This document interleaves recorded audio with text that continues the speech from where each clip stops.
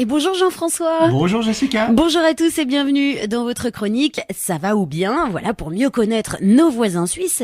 Et aujourd'hui on parle de multilinguisme en Suisse. C'est vrai que la Suisse dispose de 4 langues officielles, un multilinguisme que nos voisins pratiquent au quotidien et parfois dans une même ville. Alors Jessica, je ne sais pas si tu connais Bienne. Non. C'est une petite ville moyenne en Suisse au bord d'un très joli lac qui porte son nom d'ailleurs.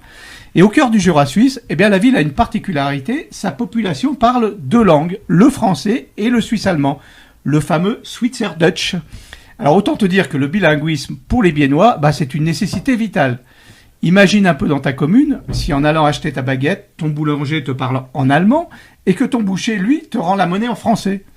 Ça, c'est la vie quotidienne des habitants de Bienne, où 60% de la population parle le Schweizerdeutsch et 40% le français. Alors Jessica, lorsque tu rentres dans un magasin, on te salue par un « bonjour Grüßek ». Je m'excuse par avance pour nos auditeurs qui parlent le Schweizerdeutsch. Je suis pas sûr de la prononciation. Alors comment Schweizerdeutsch? Schweizerdeutsch. Je vais pas y arriver. En tout cas, j'imagine que ça doit pas être toujours très simple tous les jours. Est-ce qu'il y a une véritable osmose entre les populations ou alors en revanche un rejet de l'une par l'autre? Bienne est considérée par nos voisins comme une ville-test. Depuis une décennie, la municipalité a fait un gros effort pour développer l'apprentissage de l'autre langue, avec un résultat très positif, puisqu'une enquête a démontré que 65% des Biennois parlent les 2 langues. Il s'agit aussi d'apprendre une autre culture. Et pour beaucoup, c'est un mode de vie.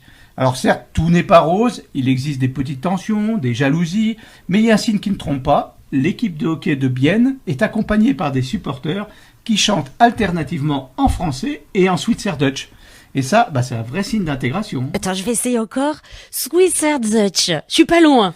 Pas loin, mais tu y es pas encore. Non, moi je vais m'entraîner. En tout cas, c'était votre chronique pour mieux connaître nos voisins suisses. C'était Ça va ou bien?